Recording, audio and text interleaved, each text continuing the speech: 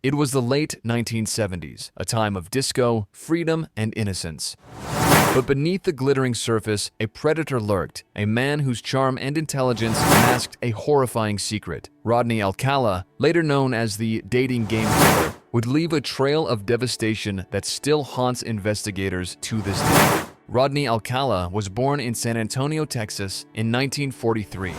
After his father abandoned the family, Rodney's mother moved him and his siblings to Los Angeles. He seemed like an ordinary boy, but behind closed doors, he was anything but. At the age of 25, Alcala committed his first known crime. In 1968, he lured an 8-year-old girl into his apartment, beat her, and assaulted her. A passerby called the police, but before they could arrive, Alcala had fled. He remained on the FBI's most wanted list until 1971, when he was finally caught. However, due to a lack of evidence, he served only a brief sentence before being released. Rodney Alcala didn't stop. He became a master manipulator, using his charm and good looks to lure women and girls. Posing as a professional photographer, he convinced his victims to let him take their pictures. These photos would later become evidence of his twisted fantasies.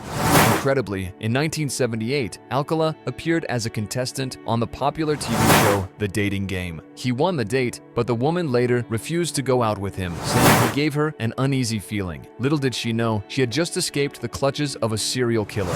By 1979, Alcala had killed several women. Investigators began linking him to murders across California, but his ability to manipulate people allowed him to evade capture for years. It wasn't until the discovery of a storage locker filled with photos of young women and girls that authorities finally had the evidence they needed. Rodney Alcala was arrested in 1979 and charged with multiple murders. During his trial, prosecutors revealed horrifying details about his crimes. Alcala even represented himself in court, showcasing his arrogance and belief in his own intelligence. He was sentenced to death, but appeals delayed his execution for decades. While Alcala was convicted of 5 murders, investigators believe the true number of his victims could exceed 100. Many of the photographs found in his storage locker remain unidentified, leaving families without closure and authorities with more questions than answers. Rodney Alcala died in prison in 2021, but his legacy of terror continues to haunt those affected by his crimes. He manipulated, deceived, and destroyed lives, leaving behind a chilling reminder of how evil can hide in plain sight.